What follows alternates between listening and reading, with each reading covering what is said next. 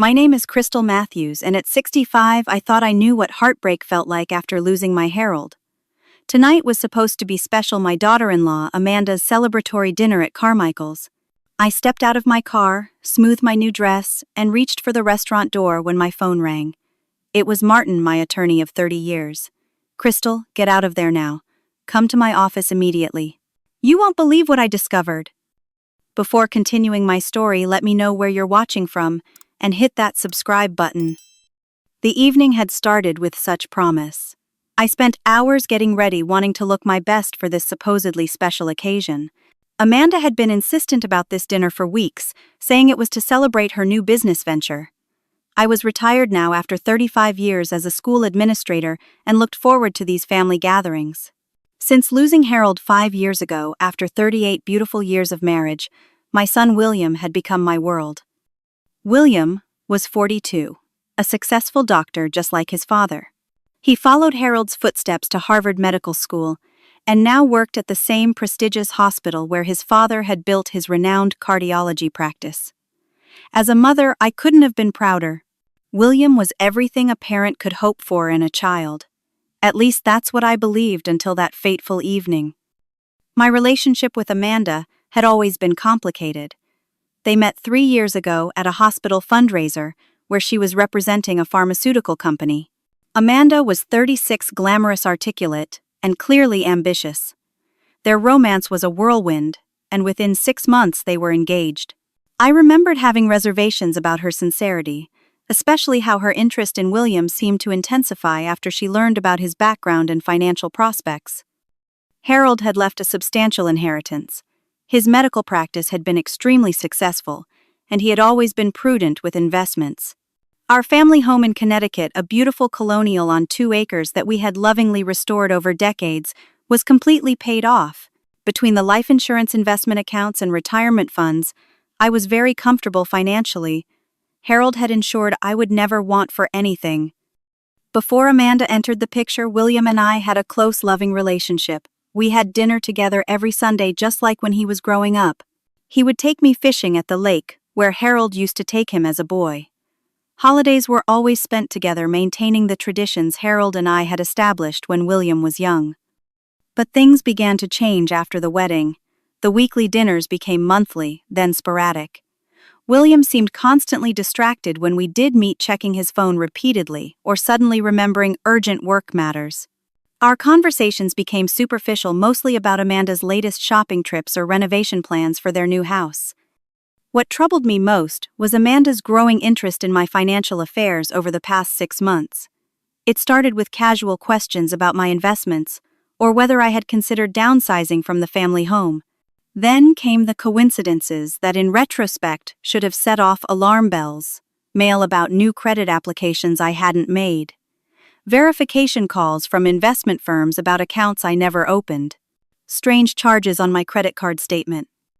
Amanda suddenly became interested in hosting elaborate dinners, insisting I attend each one. There was always some reason why I needed to be there. Some document they wanted me to look at, or some financial advisor they wanted me to meet. Tonight was supposed to be about her new interior design business, which she claimed needed some initial investment. I had spent the afternoon getting ready, selecting a navy blue dress that Harold always said brought out my eyes. I even had a special gift for Amanda, a vintage brooch that had belonged to Harold's mother. Despite our differences, I was committed to building a better relationship with her for William's sake. I wanted to be a good mother-in-law. The drive to Carmichael's in Harold's restored vintage Cadillac should have been pleasant. It was a beautiful spring evening, the kind Harold and I would have once enjoyed with a drive along the coast. Instead, a strange unease had settled over me as I approached the restaurant, the most exclusive dining establishment in our town. The valet took my keys with a respectful "Good evening, Mrs. Matthews," and I walked toward the entrance, my handbag containing the small jewelry box with the family heirloom. Through the window, I caught a glimpse of William at a corner table. His expression was tense, not at all like someone celebrating a happy occasion. He was looking at his watch then. At the door, his forehead creased with worry lines identical to Harold's when he was anxious. Amanda sat beside him in a striking red dress, whispering something in his ear, while placing a folder of papers on the table. She looked impatient, checking her watch, and then the entrance. That's when my phone rang, the shrill tone cutting through the ambient noise of arriving diners and soft piano music drifting from inside. I never imagined that answering that call would change everything I thought I knew about my family. Krystal, listen to me carefully. Martin's voice was tense, nothing like his usual measured tone. I had known him for 3 decades since Harold first hired him to handle the practice's legal matters. Do not go into that restaurant. Do not sign anything Amanda or William gives you tonight. Martin, what are you talking about? I stepped away from the entrance, confusion and alarm building inside me. I'm at Carmichael's for dinner with them right now. I've been trying to reach you all afternoon. There's something very wrong here. The urgency in his voice made my heart race. I need you to come to my office immediately. Francis Winters from the bank called me with some disturbing information about your accounts. And there's more, much more. Please, Krystal, trust me on this. I glanced back at the restaurant window. Amanda had noticed me outside and was now nudging William, who looked up with an expression that sent a chill through me. Not relief that I had arrived, but something closer to determination, maybe even desperation. They're waiting for me, Martin. William will be worried. Krystal. His voice dropped lower. I have evidence that someone has been systematically accessing your accounts without authorization. There are documents with your signature that you never signed. Please, as your attorney and your friend, I'm asking you to come to my office now. Detective Sawyer is here too. A police detective. My mind reeled, struggling to process what Martin was telling me. I had always respected his judgment. In 30 years, he had never been alarmist or dramatic. Quite the opposite. Martin was the definition of cautious and rational, often tempering Harold's more impulsive business decisions with careful legal counsel. Inside the restaurant, Amanda was now clearly annoyed, checking her watch repeatedly. William looked uncomfortable, arranging and rearranging the papers on the table. What were those documents? Why was Martin so concerned about me signing anything tonight? I thought about the strange incidents over recent months that had left me uneasy. William asking pointed questions about my will last month, allegedly, because he was updating his own estate plans. Amanda's casual inquiries about which investment firms handled my accounts. The unexplained verification calls about accounts I never opened. Financial statements that seemed to disappear from my mail. Most troubling was William's evasiveness when I asked how they were affording such extensive renovations to their house. His salary was substantial, but not enough to explain the architectural additions and imported fixtures Amanda kept showing off on social media. Something deep inside told me to trust Martin. If nothing was wrong, I could apologize later for the misunderstanding. But if Martin and a detective were concerned enough to call me away from dinner, I needed to listen. I'll be there in 20 minutes, I told Martin, my voice barely steady. Do you need me to send someone to escort you? He asked, and the fact that he thought I might need protection made my stomach clench with fear. No, I have my car. I'll come straight there. I looked back at the restaurant once more. William was now standing peering through the window at me. I hurried back to the valet stand, fumbling for my ticket. I need my car back, please. There's been an emergency. The young attendant looked confused. But you just arrived, ma'am. I know, but I need to leave. It's urgent. I pressed an extra 20 into his hand, silently thanking Harold for teaching me that a tip could expedite almost any service. As the valet retrieved my Cadillac, I saw William emerging from the restaurant, Amanda close behind him. I slid into the driver's seat just as the valet closed my door, pulling away from the curb before William could reach me. In the rearview mirror, I caught his expression, a mix of frustration and something that looked eerily like panic. The drive to Martin's downtown office was a blur of anxiety and scattered thoughts. My mind raced through recent events, trying to connect dots I hadn't realized formed a pattern. Why had William become so interested in whether I had updated my power of attorney documents? Why did Amanda ask to see my identification to spell my middle name correctly on an invitation last month?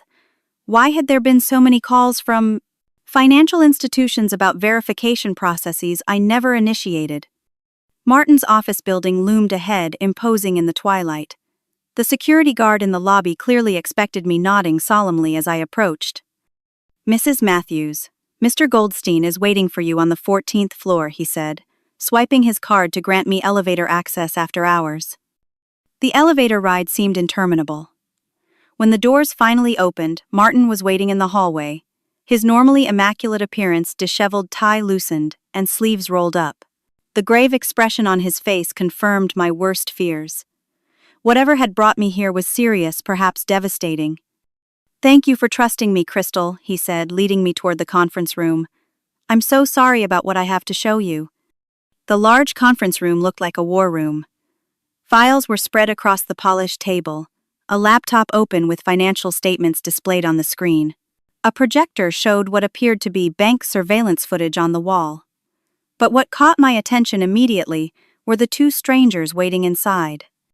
"Krystal, this is Frances Winters, the forensic accountant from First National who contacted me," Martin said, indicating a serious-looking woman in her 50s. "And this is Detective Robert Sawyer from the Financial Crimes Division." The detective, a trim man with salt and pepper hair, stood to shake my hand. "Mrs. Matthews, I wish we were meeting under better circumstances." A cold dread settled in my stomach. "Please just tell me what's happening." Frances spoke first, her voice gentle but direct. "Mrs. Matthews, I work in the fraud prevention department. One of our tellers recognized your daughter-in-law, Amanda, attempting to access your accounts last Tuesday using your identification." "That must be some mistake," I said automatically. "Amanda wouldn't have my ID." Mrs. Matthews, Detective Sawyer, interjected.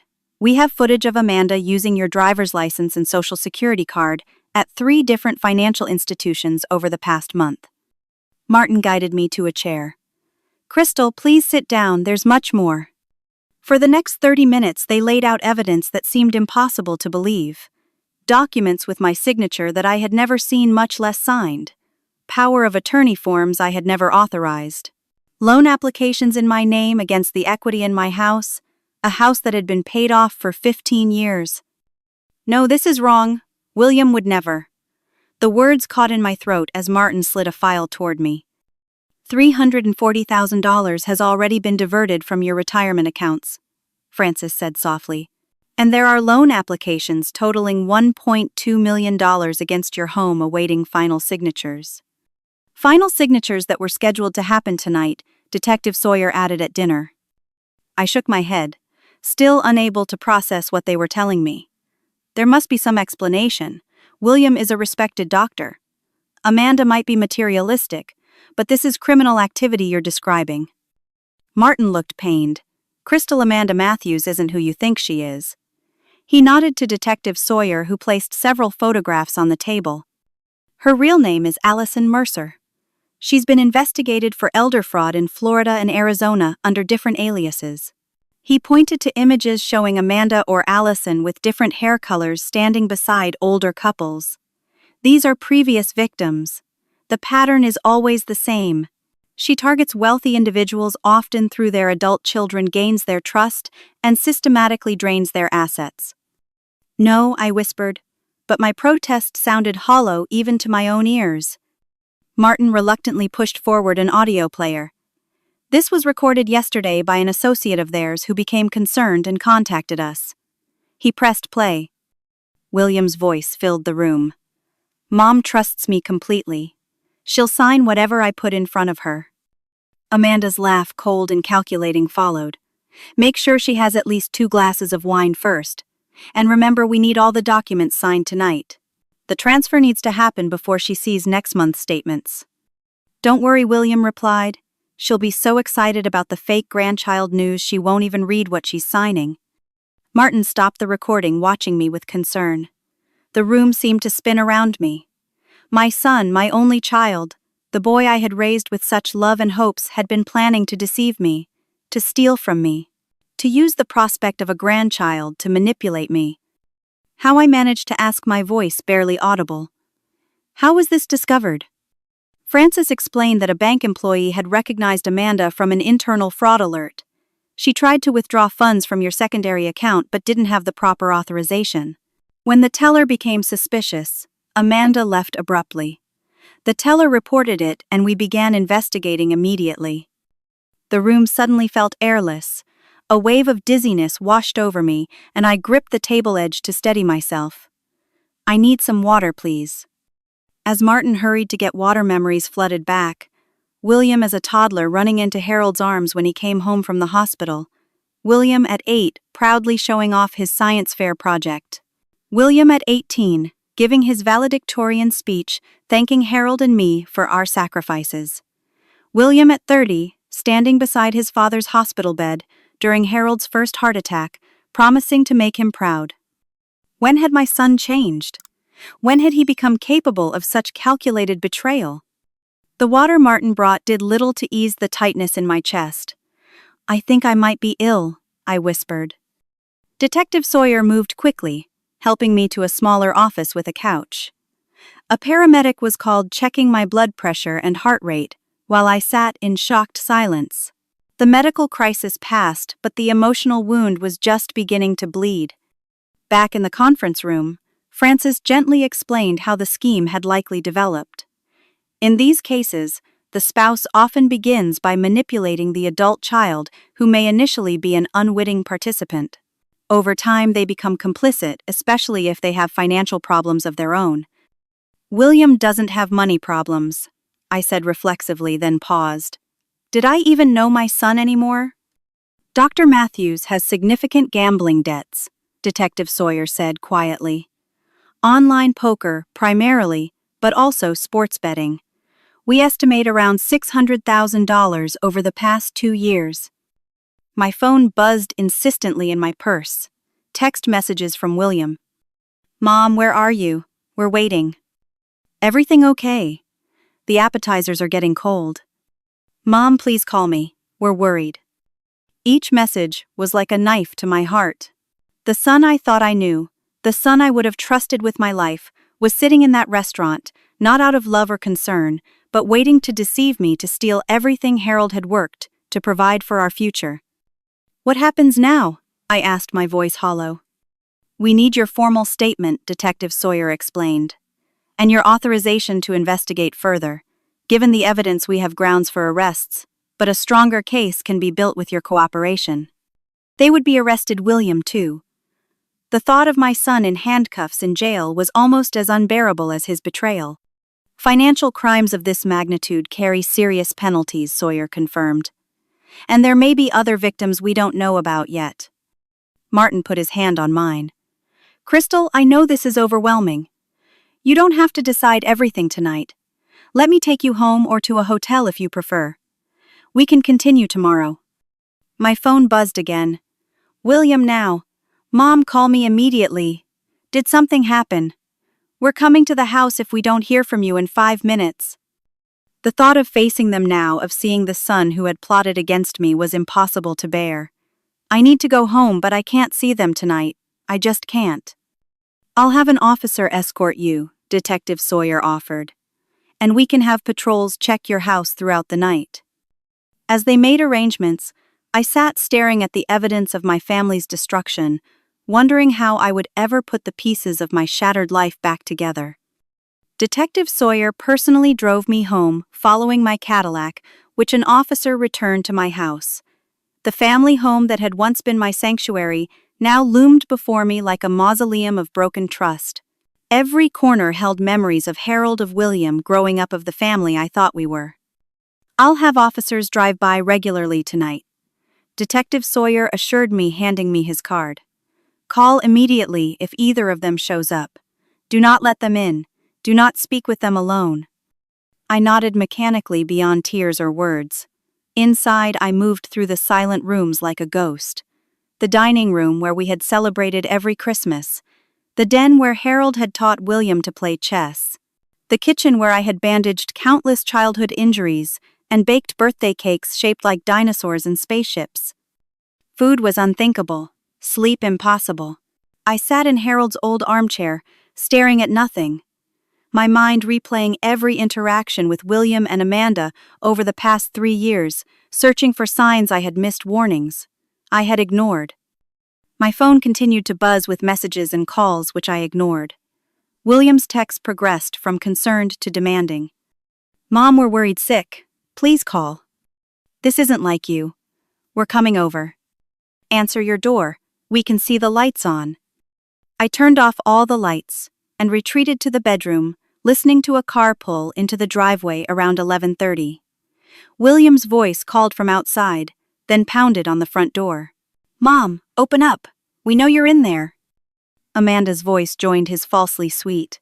"Krystal, honey, we're just worried about you. Please let us know you're okay." I huddled in the dark, my heart hammering in my chest as their knocking became more insistent. The doorbell rang repeatedly, its cheerful chime now sinister in the silent house. Finally, red and blue lights flashed through the windows. My neighbor Phil must have called the police about the disturbance. I heard muffled conversation, then the sound of cars pulling away. The night stretched endlessly before me. I pulled out family photo albums studying William's face through the years. His first steps, his high school graduation, his medical school ceremony, his wedding to Amanda. When had my loving son become capable of such calculated cruelty? Around 3 in the morning, I called my sister Jane in Arizona. Her sleepy voice turned alert as I struggled to explain what had happened. "I'll be on the first flight tomorrow," she promised, horror and concern evident even through my emotional numbness. "Krystal, I am so sorry." Morning brought no relief, only deeper realization of the betrayal's scope. In the harsh daylight, I noticed things I had overlooked in my shock. My home office drawer was slightly ajar, files disturbed. The jewelry box on my dresser had been rearranged, Harold's mother's emerald earrings and diamond bracelet missing. The violation extended beyond finances into the most personal spaces of my life. The phone rang, a number I didn't recognize. Against my better judgment, I answered. "Mrs. Matthews, this is Dr. Rivera from Memorial Hospital. I'm the chief of staff where your son works. There's been a concerning development I felt you should know about. William has filed paperwork claiming you're experiencing cognitive decline and may need supervised care. He's seeking emergency guardianship." The room tilted around me. "That's absolutely false," I said, my voice stronger than I expected. "I'm working with Detective Robert Sawyer regarding fraudulent activity by my son and his wife. Please contact him before proceeding with any claims William makes." The doctor sounded relieved. I had concerns about the sudden nature of these claims. "I'll contact the detective immediately." After hanging up, a terrible thought struck me. I checked my email and found messages from 3 friends, all expressing concern about William's claims that I was becoming forgetful and confused. The isolation strategy was already in motion, attempting to discredit me before I could expose their scheme. When the doorbell rang again, I peered cautiously through the peephole to see Martin and Detective Sawyer. I let them in, grateful for friendly faces in this nightmare. "We have more information," Martin said gently, "and we need to take additional security measures for your protection." They explained that Amanda had attempted to access my investment accounts again this morning, claiming to have my power of attorney. When questioned, she had become belligerent and left. William had called Martin's office demanding to know why I had missed dinner and where I had gone. "We didn't disclose anything," Martin assured me. "But they know something has changed. They'll become more desperate." Detective Sawyer added, "We've expedited the investigation due to their escalation. The evidence suggests this has been planned for many months, possibly years." The final blow came when Martin reluctantly handed me a notebook found in the bank's safety deposit box registered to William, which investigators had obtained with a warrant. Inside, in my son's familiar handwriting, was a detailed asset liquidation timeline, spanning 18 months, with notes about gradually gaining access to each of my accounts, selling off investments, and transferring the family home. The final entry, dated yesterday, read, "Dinner at Carmichael's, signature on final transfers. Explain to mother next week that financial advisor made mistake, everything gone." I stared at the notebook written in the same careful script that had once penned thank you notes and medical school applications, the same hand that had held mine at his father's funeral. Everything gone. I whispered, the full weight of their intentions finally crashing down on me. They planned to take everything. The security company Martin recommended installed new locks and a basic camera system that afternoon. Jane was scheduled to arrive the next morning. I felt marginally safer, but emotionally raw, as if my skin had been peeled away, leaving every nerve exposed. I was arranging Jane's room when the doorbell camera alert chimed on my new phone app.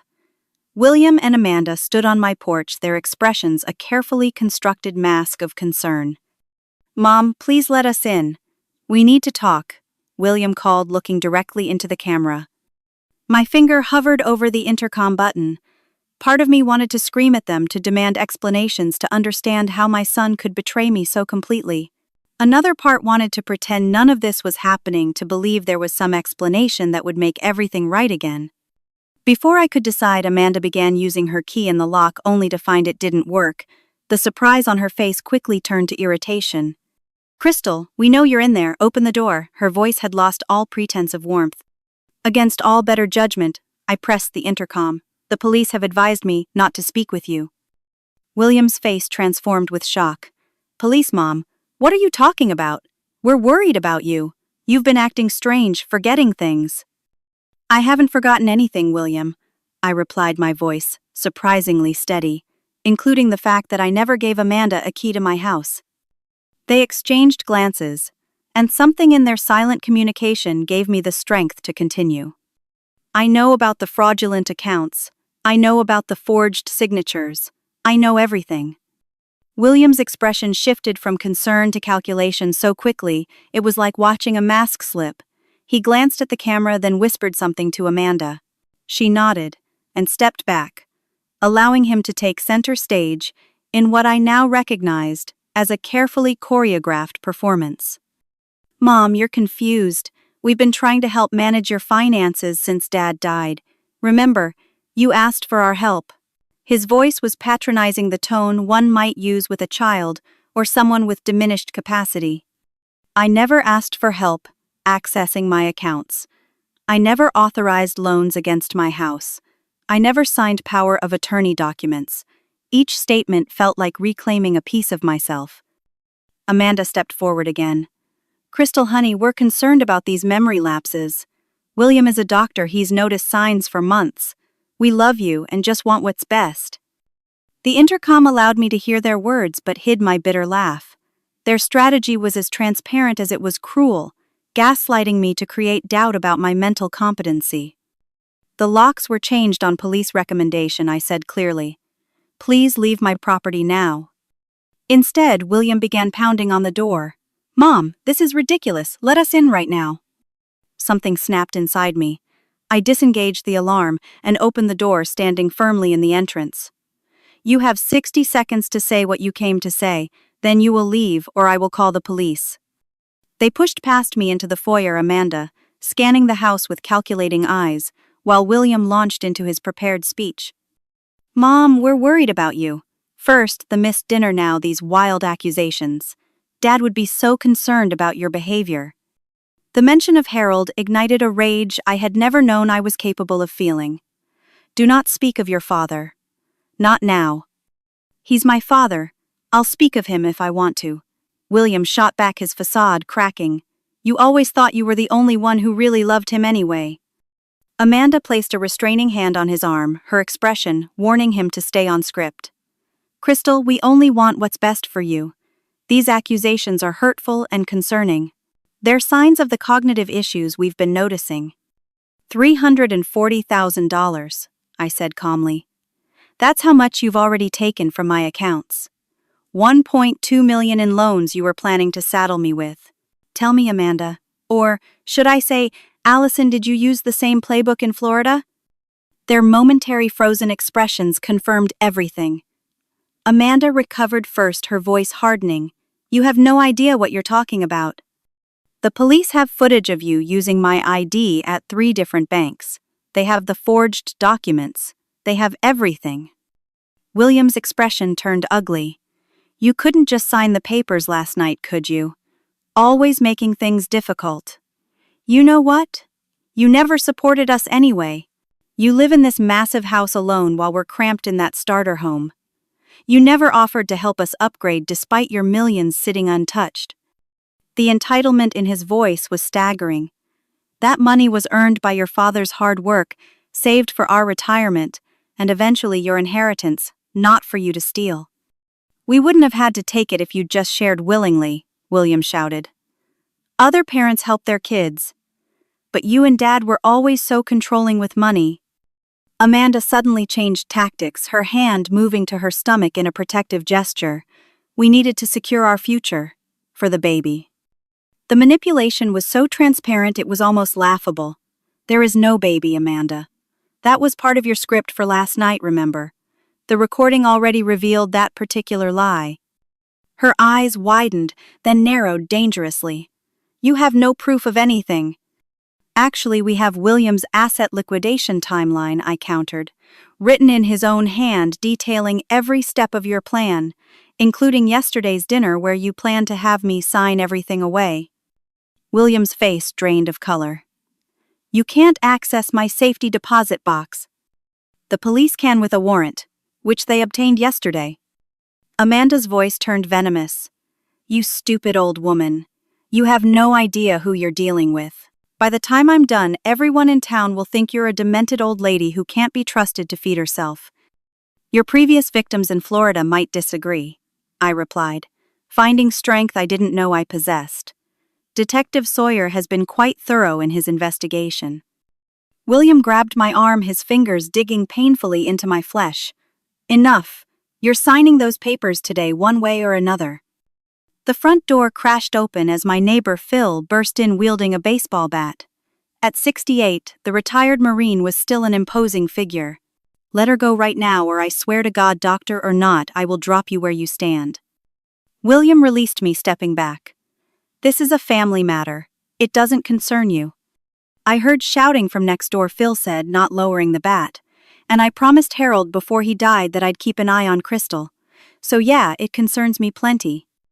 We're leaving, Amanda announced coldly. But this isn't over. As they moved toward the door, she turned back with a final threat. We know people in this town, Krystal. Your reputation will be destroyed by the end of the week. No one will believe a word you say. After they left, Phil insisted on calling the police.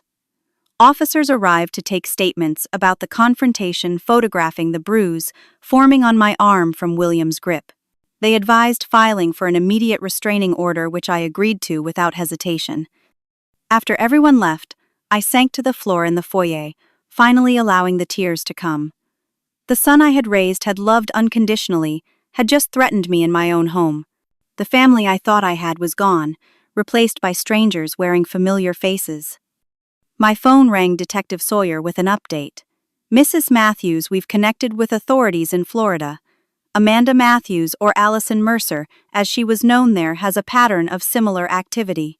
3 other families have come forward, and we found a recording device in your living room apparently planted during today's confrontation. The invasion of privacy was one more violation in an endless series. They wanted to record me saying something they could use against me, I realized aloud. Most likely he agreed. We've removed it and added it to the evidence. I strongly recommend you not stay alone tonight. But the thought of explaining this nightmare to friends seemed impossible. How could I admit that my own son had systematically planned to steal everything from me? The shame and humiliation were almost as painful as the betrayal itself. As evening fell, Jane called from the airport in Phoenix. I've got the last flight out. I'll be there by midnight. Don't open the door for anyone but me. In the growing darkness, I sat in Harold's chair, wondering what he would say if he could see what had become of our family. For the first time, I was grateful he hadn't lived to witness his son's betrayal. Jane's arrival shortly after midnight brought the first real comfort I'd felt since this nightmare began. My younger sister had always been the practical one, the problem solver, and she wasted no time taking charge of the situation. First thing tomorrow, we meet with your legal team, she declared, unpacking her suitcase with military efficiency. Then we get a complete security assessment of this house. I don't trust either of them not to try something desperate. The next morning brought a flurry of activity. Martin arrived with a financial specialist and a security consultant. The comprehensive security system they recommended was installed by afternoon with cameras covering every entrance and window. New advanced locks replaced the temporary ones from the day before. My banking passwords were changed, accounts frozen, and credit monitoring implemented. We filed the formal charges, Martin informed me as technicians worked around the house. The evidence is overwhelming, Krystal. Detective Sawyer believes they'll be arrested within days. The enormity of what was happening still felt surreal. My son facing criminal charges, the possible end of his medical career, the public humiliation that would follow. Despite everything, some maternal instinct still ached at the thought of William's downfall. "There's something else you should know," Martin said hesitantly. "Detective Sawyer connected us with a support group of previous victims. Apparently, this is a known scheme. Amanda or Allison has done this before, targeting wealthy families through their adult children." The thought that I was just one in a series of victims brought a strange mixture of pain and validation. This wasn't just about me, about some failure as a mother. This was a calculated criminal enterprise. Jane insisted on accompanying me to the police station to give my formal statement. The process was exhausting but cathartic, laying out every detail of William and Amanda's behavior over the past 3 years. Detective Sawyer recorded everything occasionally, asking clarifying questions or showing me additional evidence they had gathered. "You're doing the right thing," he assured me when I faltered, describing William's threats. These types of predators rely on family loyalty and shame to silence their victims. By speaking out, you're helping protect others. Back at home, the security consultant requested permission to conduct a thorough sweep of the house. "We need to check for any additional recording devices or cameras they may have planted." The results were horrifying. Hidden cameras were discovered in my bedroom and bathroom with feeds accessible remotely. The invasion of my most private moments sent me to the bathroom retching with disgust and violation. "This goes beyond financial fraud," Detective Sawyer said grimly when informed of the discovery. "This is now stalking and invasion of privacy, serious additional charges." As days passed, the financial investigation revealed the true extent of the theft and fraud. Beyond the missing $340,000, there were credit cards opened in my name, attempts to transfer property deeds, and evidence that William and Amanda had been planning this for at least 2 years. A chance encounter at the grocery store led to an unexpected ally. Sarah Johnson, William's college girlfriend, approached me hesitantly in the produce section. "Mrs. Matthews, I heard what's happening. I'm so sorry," she said, genuine compassion in her eyes. "I wanted you to know there were signs back then that I ignored. William had these expensive tastes that his student loans couldn't support. Money would disappear from my wallet. My parents noticed jewelry missing after he visited our home." Her confirmation that the seeds of this behavior had been planted long ago helped me understand this wasn't some sudden transformation in my son. The painful truth was that aspects of his character had always been there, hidden beneath the accomplishments and charm I had chosen to see instead. The restraining order hearing brought the first formal confrontation in court. William and Amanda arrived with their attorney, a slick corporate lawyer who immediately moved to have the order dismissed, based on family misunderstandings and concerns about the petitioner's mental state. I sat straight-backed beside Martin as the evidence was presented.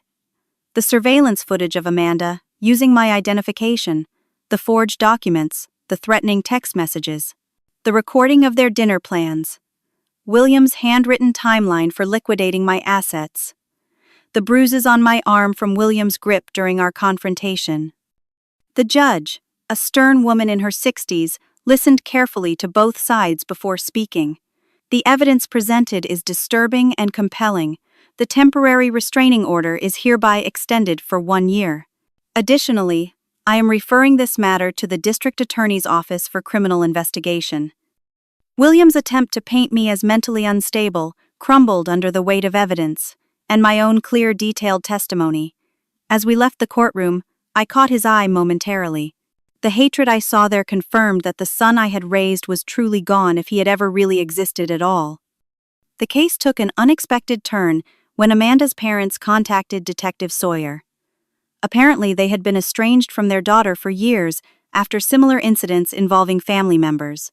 They provided additional history about her pattern of targeting wealthy individuals, confirming that William was likely initially a victim himself before becoming a willing participant. As the investigation expanded, local media picked up the story, connecting it to a larger investigation into elder fraud in the region. I declined interviews, but the publicity brought unexpected consequences. 2 other families in our social circle came forward with suspicions about Amanda's interest in their finances, revealing that William and Amanda's plan may have extended beyond me to other potential victims. The most damning evidence came when William and Amanda, clearly panicking as the investigation closed, attempted to access my safe deposit box at the bank. Security cameras captured their argument with bank staff when they were denied access, with Amanda becoming physically aggressive toward a teller. The final piece fell into place when an anonymous package arrived at Detective Sawyer's office, containing copies of passport applications, flight reservations to non-extradition countries, and cash withdrawal receipts. William and Amanda had been planning to flee. Arrest warrants were issued immediately. Police arrested them that evening, attempting to cross the Canadian border with over $100,000 in cash and fake passports. The news should have brought relief, but watching the footage of my son in handcuffs on the evening news only brought a deeper sadness for what might have been. My testimony to the grand jury was the hardest day of my life, harder even than burying Harold. Describing in clinical detail how my own son had systematically planned to steal everything from me, had invaded my privacy, had threatened me, felt like tearing open my own heart for public inspection. But there was power in speaking the truth, in refusing to be silenced by shame or misplaced loyalty. The grand jury returned indictments on 32 counts of fraud, theft, elder abuse, and identity theft. William and Amanda were denied bail, deemed flight risks, based on their previous attempt to flee. Therapy became my lifeline in the months that followed. Dr. Patterson, a specialist in family trauma, helped me understand how I had missed the warning signs, how the love for my child had blinded me to his flaws. Predators like Amanda target family relationships precisely because that love creates blind spots, she explained. You weren't stupid or naive. You were being a mother. The first real step toward healing came when I finally opened up to my church group about what had happened. Instead of the judgment, I feared I found compassion and similar stories. Elder financial abuse, particularly by family members, was far more common than I had realized. With Martin's help, I established a foundation dedicated to helping victims of familial financial abuse, using a portion of the recovered funds to provide legal assistance and support services. Sharing my story, as painful as it was, became a way to give meaning to the betrayal, to create something positive from the wreckage of my family. And in helping others, I began to help myself heal as well. 18 months after that fateful phone call outside Carmichael's restaurant, I sat in another courtroom watching William plead guilty to 28 counts of fraud, theft, and elder abuse. He had finally accepted a plea deal after Amanda's conviction at trial the previous month. She had received 15 years, still maintaining her innocence, despite overwhelming evidence. William looked older, diminished in his prison jumpsuit. When asked if he wanted to make a statement, he turned toward me, our eyes meeting across the courtroom. "I'm sorry, Mom," he said, his voice breaking. "I don't expect forgiveness. What I did was unforgivable. The gambling debt started it, but that's no excuse. I betrayed everything you and Dad taught me, everything you did for me. I'll spend the rest of my life trying to make amends, knowing I never can." For the first time since this nightmare began, I saw genuine remorse in my son's eyes. Not calculation, not manipulation, but true understanding of the pain he had caused. It didn't erase the betrayal or heal the wound completely, but it was something real amid all the lies. The judge sentenced him to 8 years with possibility of parole after 4. His medical license had already been permanently revoked. As they led him away, he looked back once more, mouthing, "I'm sorry" again. Amanda had shown no such remorse at her own sentencing, continuing to blame everyone else, including me, William, and the corrupt system, for her predicament. She had even attempted to manipulate the judge with fake tears and claims of abuse strategies that fell flat against the mountain of evidence. Most complicated of all was my grandchild, born to Amanda in prison 4 months after their arrest. DNA testing confirmed William was the father. The baby boy, named James, was being raised by Amanda's sister in Colorado. The courts had granted me visitation rights, creating an emotional complexity I was still learning to navigate. This innocent child deserved love, despite the circumstances of his birth and his parents' crimes. After much soul-searching, I decided to sell the family home. There were too many painful memories now mixed with the happy ones. Jane helped me find a smaller house near her in Scottsdale, a fresh start in a warm climate, where Harold and I had always talked about retiring someday.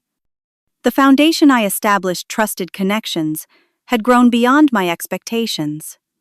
What began as a small support group now provided nationwide education programs about family financial abuse. I found myself speaking to senior groups about recognizing warning signs, sharing my story to help others avoid similar fates. Old friends who had stood by me through the ordeal remained close, some even visiting Arizona regularly. New friendships formed with other survivors, bonds forged through shared experience and recovery. The community I feared losing had been replaced by a different, perhaps stronger one. The therapeutic journey was ongoing. Some days were harder than others. Birthdays, holidays, and anniversaries still brought waves of grief for the family that might have been. But I was learning to build new traditions to find joy again in small pleasures and meaningful work. William wrote to me monthly from prison. The first few letters went unanswered as I worked through my anger and betrayal in therapy. Eventually I began to respond our correspondence, careful and measured at first, gradually becoming more honest. We would never have the relationship we once had, but perhaps we could build something new, something based on truth rather than illusion. Decisions about my relationship with my grandson remained the most complex aspect of my new life. James deserved to know his family history someday, but also deserved protection from the painful truths until he was old enough to understand. For now, I visited every other month, building a relationship with the innocent child while maintaining careful boundaries with his aunt. The lessons learned through this ordeal were hard-won but valuable. I discovered strength I never knew I possessed. I learned that love should never require the sacrifice of self-respect or safety. I understood that forgiveness was a process, not a single act, and that it was possible to forgive without forgetting or enabling. Most importantly, I learned that while betrayal could break your heart, it didn't have to break your spirit. The pain became part of my story, but not the whole of it. My identity was no longer defined by being a victim but by being a survivor and advocate who helped others find their way through similar darkness. On a warm spring morning, almost 2 years after everything changed, I sat on my new patio watching the sunrise over the desert mountains. A profound sense of peace had gradually replaced the raw pain of betrayal. The wound would always leave a scar, but it had finally stopped bleeding. My phone chimed with a text from a woman I'd helped through the foundation, announcing she had finally won her case against her financially abusive son. Another life reclaimed, another small victory against those who would exploit family bonds for financial gain. Life continued different than I had imagined, but still holding possibilities for connection, purpose, and even joy. The betrayal that nearly destroyed me had ultimately revealed a resilience I never knew I possessed. Have you ever had to rebuild trust after someone close to you broke it? Share your experiences in the comments below. If this story helped you recognize warning signs or gave you strength, please like and subscribe for more personal journeys. Remember, you are not alone in your struggles, and sharing our stories helps light the path for others. Thank you for listening to mine today, and may you find peace and healing in your own life journey.